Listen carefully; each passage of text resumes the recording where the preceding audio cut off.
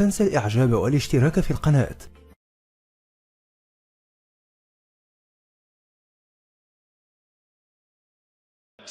Hello, Dr. Zakir Naik.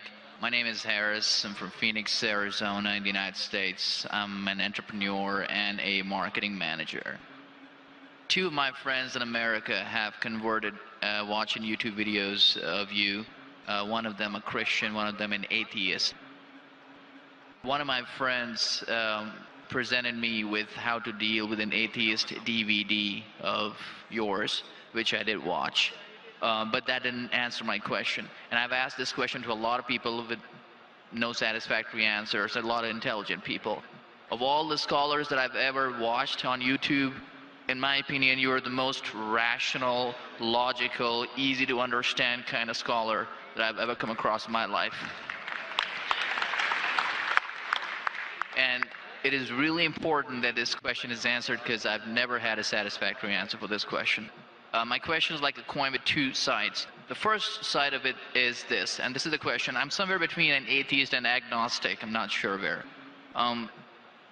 God has created this entire universe, and the Quran speaks a lot about how it has taken so many days and mountains and this and that, and life is going to be a test and whatnot. My question is, way before God decided to create this entire universe, before he decided to put human beings, before he decided to send Prophet Muhammad or Adam and Eve, way before he even planned about doing any of this, he knew the end result of it. He knows in the end he will be disappointed by certain people and he will throw them in hellfire. He knows they will be burning. He knows they'll be tortured, and that is when they'll be repenting for what they've done. Way before he created the entire universe, he knows the outcome is gonna be bad. It may be good for certain people who are in heaven, but he knows that he can save those people from being in hell, way before he even decided to go ahead with the creation. Yet he decides to go ahead with it, with all his godly logic. Why would he want to do that? The question, if I can just put it in this manner, how can God be so sadistic that he would actually go ahead with a plan which he knows is going to end up in that manner? That's the first side of the coin. The second side of the coin is, for some reason, if I believe that, okay, God is almighty and he understands everything is great, God is great, why is God insisting in the Quran that look at the mountains, look at the protons, the electrons, this and that, everything is so synchronized, how amazing I am? Why is he forcing us to find his creation amazing when it is a piece of cake for God? I mean, he just had to say kun and it was done. Then why is it a big deal if God has made this entire universe which is so amazing? Because for God it's nothing. So I should not be really amazed at his creation. He can do much more than this. So I do not understand why he wants us to respect what he's done or find it amazing what he has done. The brother asked a very good question and a very intellectual question. It's a very good question. And he has seen some of my tapes on YouTube, even of atheism. And this question that is troubling him, he hasn't got the answer to. The brother asked the question that Almighty God knows everything. Before he created the heaven and the earth, before he created human being, before Prophet Muhammad came here, peace be upon him, he knew everything. If he knew that some will go to heaven, majority will go to hell, so why did he create the human being? Isn't it sadistic? Is the basic question, correct? Right. Second question, I'll come to it later on. Brother told you that majority will go to hell. Well, even if one person is going, it doesn't make any sense. Even if one person goes to He could avoid hell, he could have avoided that. I mean, he could avoid being disappointed. Of course. I'll reply. The brother said, even if one person goes to hell, it is as though God would be disappointed. God doesn't get disappointed ever. Now coming to your question, I started a school. And you may have heard Islamic International School.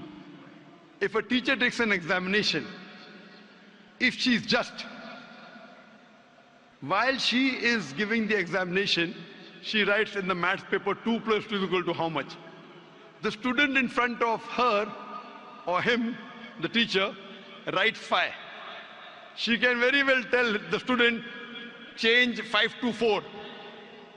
Would it be just on the teacher during the test and examination to correct a student who's writing a wrong answer? Right, but if she has an option that the student doesn't need to do any of that and still No, just no, go no. ahead I'm and get the asking you a certificate, simple she doesn't have question.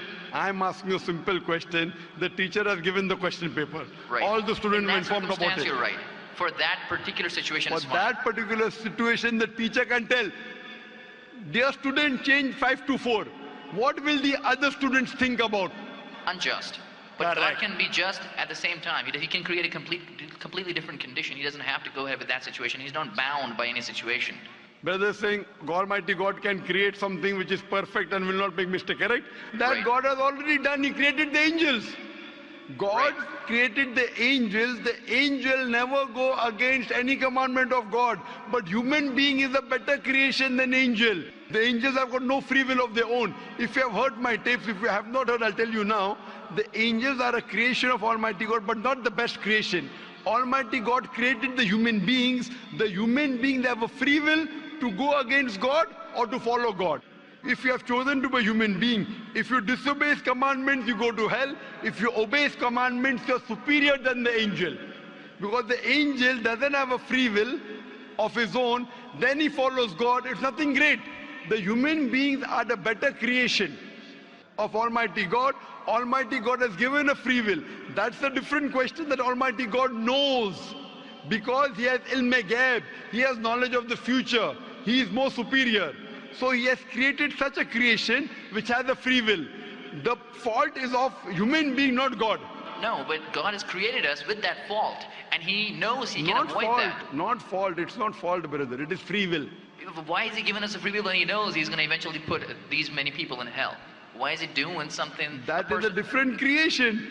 Like, would you want to create something which can think on its own, or would Why you want would to? someone so compassionate can also Brother, be that's what something I at the tell same you. time? What you want, God has already created an angel. I'm asking you, which is better? An angel following Almighty God or a human being following Almighty God? Which is better? For me, absolutely, if I get a second chance, I would want to be an angel. Why would I risk going to Second hell? chance, correct.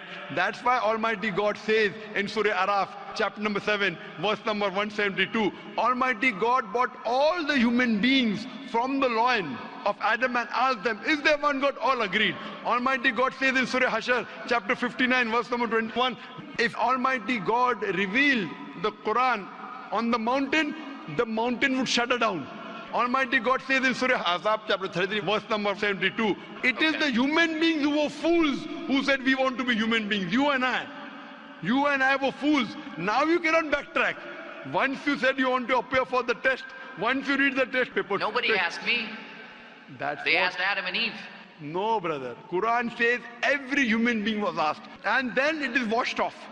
This memory is washed off. If the memory is there, where is the test? Almighty God says in the Quran, do you want to be a human being? If you become a human being, you can become superior to an angel or can get inferior. If you don't want to become a human being, just pass. Even for argument's Brother, sake, even in that please let condition. me complete. You ask the question. All right, go ahead. If you sorry. interject, how will I answer? Sure, go ahead. So Almighty God asked the human beings, and the Quran says, we human beings were fools, you and I both, were fools who opted for the test. Now once you undergo a test, if you follow the commandment after free will, you be superior to an angel. If you disobey Allah, you become inferior to an angel. We wanted to pass with distinction, you and I. You and I. You told, I don't remember. Of course you will not remember. And even I don't remember. But I believe in the Quran. On the day of judgment, Almighty God says, not a single human being will object to the justice of Allah. That will come to know on the day of judgment. Only thing we'll say, please give us one more chance. Almighty God will say it's too late. Because if He wants to give you a new chance, even I'll have to come back in the world again. Again, everyone. So those who failed, He can't get only the failures. So the Quran says no one will ever object on the justice of Allah. They will request Allah, give us one more chance. Almighty God will say too late. Almighty God gives us chances in this world itself. You make a mistake, Allah gives you a chance to repent. You repent. Allah forgives you. Again you make a mistake. Once you die, it's only one. So as far as the first question is concerned, why did God create? Because it's a better creation. Any logical person, including you, has to agree that a person who has a free will is a better creation than a person who has no free will. Only your question you don't remember is perfectly right. When you die, when you're resurrected, that time you and I will meet. Then you will say, I remember. Even I don't remember now. But I have faith in the Quran that Quran cannot be wrong, because scientifically, if you heard my lecture, 80% of the Quran is 100% matching with science. 20% is ambiguous, neither right, neither wrong. So my logic says when 80% is 100% correct and not even 0.1% of the 20% is wrong, so my logic says even this 20% would be right. I'm a scientific person, I'm a logical person. So I believe in the statement of the Quran that we chose. If you wouldn't have chosen, you could have questioned God. Why did you make me a human being? Then God would have been at fault. But God says in the Quran, He asked. The mountains were afraid. Everything else was afraid. We human beings opted for this. But do you remember being asked? I don't remember being asked. Brother, if you heard my answer, even I don't remember. But if you remember, then where is the test? Imagine if a teacher teaches you something. Teacher teaches you something. Teacher gives you the book. The teacher has to take away the book for the test. If the teacher says, okay, take the book and answer, where is the test? Okay, but why? After the examination is over, you can go home and check or not. But even before the exam began, God knows the end result. Listen to me. After the examination is over, can you go and check home or not in the textbook? Absolutely. But during the examination, can you check? No. So now the examination is going on, brother. Once it's over, you can check. If you tell teacher, I want to see the textbook, I don't remember. No. During the examination, you cannot refer to the textbook, it will be called cheating. Correct? So once the examination is over, if you don't remember, you tell God, what is this illogical? But Quran says not a single human being will object to the justice. Let the test go over. So today, I being a scientific person, I being a logical person, based on my knowledge of science, based on my logic, when I read the other scriptures and when I read the Quran, I find Quran is the only book, only religious scripture on the face of the earth which passes this test. So therefore I, being a scientific person, being a logical person, agree, okay, fine. This statement of the Quran also has to be right. I don't remember, that is the test. If I remember, where is the test? So that answers the first part of the question. First part, that saying that God was sadist. God is not sadist. For example, I start a medical college. I want the school students to go to medical. How many students who go to school enter the medical college? Just roughly, can you guess? Few. Surely less than 5%. Less than maybe 1%. So why did you make a college where only 1% can enter? Fine.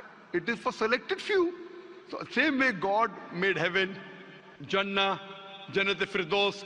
Everyone cannot go to Jannat-e-Firdaus. Why not? Sorry? Why not? Why can't everyone go to medical college? Because it's human capacity. If humans were capable of being able to put everyone in medical college, they would. That's the way we are made. The same way everyone cannot become a doctor. Only those who have the capacity. Same way everyone cannot go to Jannat-e-Firdaus, the high levels of paradise. We have to strive. God has given you capacity. If you don't follow His guidance, you cannot. If you follow His guidance, to go to Jannah is very easy. If you're intelligent, it's very easy. If you're intelligent and if you're truthful to yourself.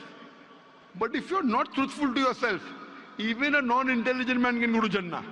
Only thing, you should be truthful. God has given you different options how to follow Him.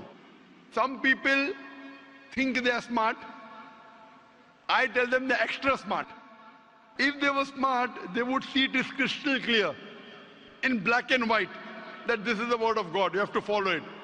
That's the reason Francis Bacon said, little knowledge of science makes you an atheist. In-depth knowledge of science makes you a believer in God.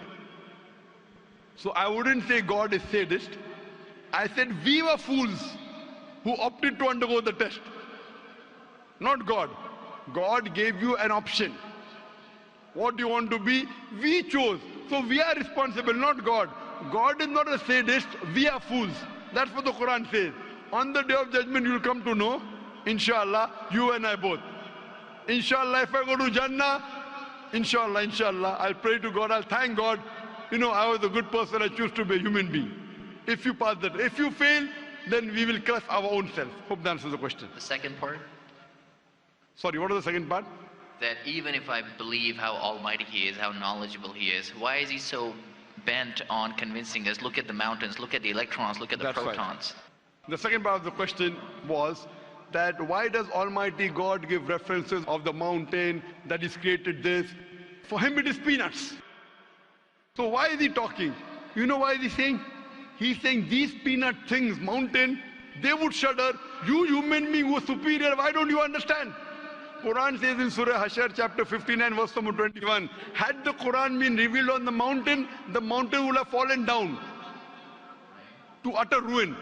But to us human beings it makes no difference. He's giving these examples to show that these things which are so powerful, the mountains etc. which He has created, would have submitted their will. Why don't you human beings do? He's trying to give an example that we are fools. He's not trying to praise Himself. And whenever He asks us to praise Him, or when He says, for we say Allahu Akbar, God is the greatest, do you think it will change Allah? No.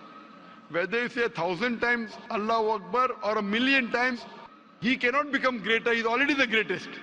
The reason we say these things is because it is our human mentality, our human nature, that we follow the people who are famous, we follow the people who we praise. For example, your mother has a heart attack. There is an unknown person on the street who gives you the treatment. And you heard that the best heart specialist in the world is Dr. X. Now, will you follow Dr. X's advice or the person on the street who you don't know? Dr. X. Why? Because Dr. X is famous. People know him. He's the best in the world. So the reason in our salah, in our life, we say Allahu Akbar, Allah is the greatest, Allah is the most wise, Allah is the most intelligent. Why? If we say that, it does not benefit Allah. It benefits us. That if we praise Him, we follow Him. If we follow, we go to Jannah. To Allah, it makes no difference. Therefore, Allah says, will you not then believe? Will you not then understand? That means the Quran is revealed to the people for understanding. So He's giving this example not to make Himself great. He's already the greatest. Whether you say 1,000,000 times Allah is the greatest, it will not make a difference to Allah. He's telling it to you. Allah says in the Quran, Allah does not require you, you require Him. So when we praise Him, it is human psychology that the person you praise, person you talk great about, you tend to follow his advice. By following his advice, it will benefit you, it will not benefit him. He is already the greatest. He is already the merciful. So these are rules and regulations laid down. He is our creator. He knows our mindset. So the reason he speaks about this, then, such a best, like you are a student of science, correct?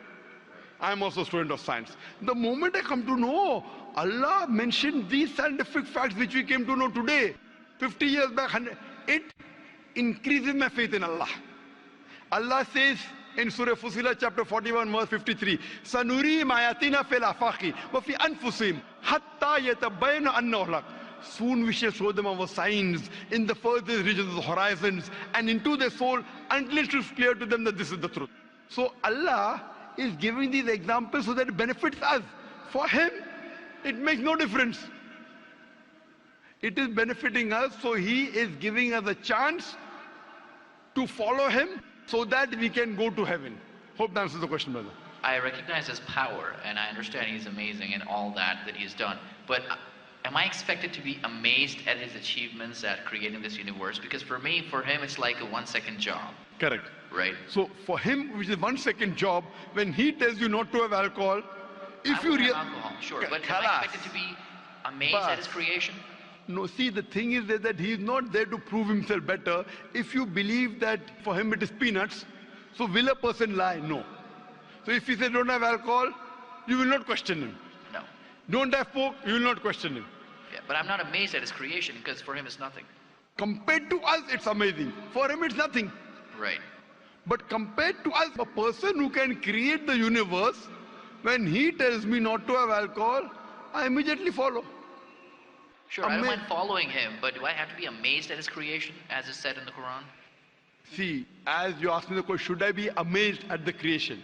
Right. I would say, if I believe human being is a better creation, then yes, I'm amazed, and then I say, Alhamdulillah, he has made me better than that. So if I'm amazed, he made the mountains, he made the stars, he made the sun, but he made Zakir Naik also. He made a human being. And we are the best of creation. So he gives these examples so that we realize what benefit he has given to us. All the favors he has given to us. Talking about the science, talking about the protons, talking about the mountains. Finally he says, human beings are the best creation. So in comparison, we have to agree that our Creator has created this human body, the molecules, the DNA, the complex thing, which can never come by chance. So in this way, we are amazed at the creation of the human being. And then we submit to him. If you are not amazed, only by being amazed, we submit that he is our creator, he is worth worshipping. No one else can do that. This is so that we worship him and we pass the test and we go to paradise. Hope that answers the question. If Bill Gates gives me $100, should I be amazed that he has given me that money? I believe that the question has been answered, and unfortunately we are very constricted for time. You are welcome to come back tomorrow, inshallah. As with all of the brothers and sisters, we have come to the end of tonight's session, so please a very big thank you. Last. It said, if Bill Gates gives you $100, Would I be amazed? will you get amazed? Brother, the question is, why should Bill Gates give you $100?